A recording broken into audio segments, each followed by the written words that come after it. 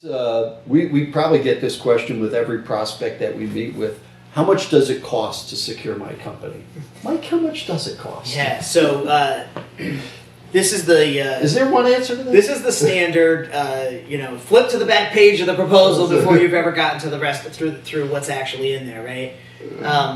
It's a fair question, and people need to understand this if they're going to properly determine whether or not they're going to invest in cybersecurity, and it is an investment.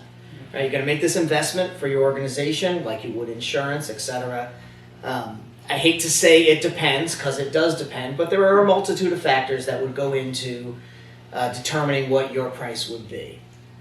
Different things, for example, how many users do you have? How many servers do you have? How many locations do you have? How many mailboxes do you have? All these things that need to be secured, we need to have counts of to determine what's the licensing cost for all the tools that we're putting in? How much labor is it going to cost to do that? How many things are we going to be supporting, taking care of, and securing over the course of time? So while there are all of these different factors in there, a rule of thumb that I like to share with people around pricing is you can assume if you've got a full defense in-depth program in place, you're probably going to pay between $200 and $250 per user per month to be able to properly secure and support your organization.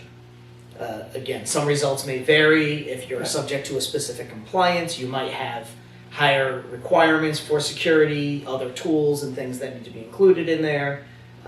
If you're a really small organization, your price is often on the higher end of that from the standpoint that there's some overhead associated with securing the organization. Kind of base cost, if you will, before you start looking at the individual cost for all those different factors we're talking about.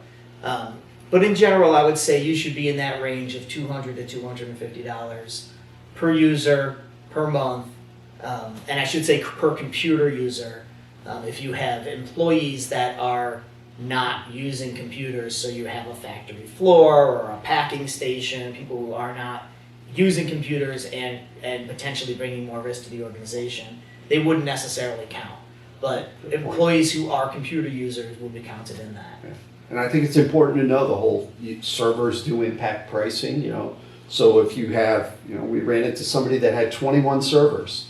Did they really need 21 servers? Well, we came to an agreement with them that said, let's look at the environment and determine right size you. And of course the cost came down from what 21 machines would be because it ended up being 10.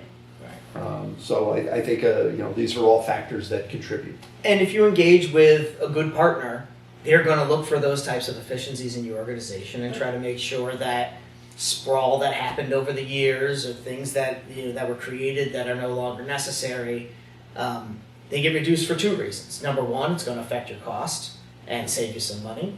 It's also going to reduce your attack surface because that's less stuff that can get attacked. That's less data that can get stolen. So again, a good partner should do all of that for you. Excellent. Very good.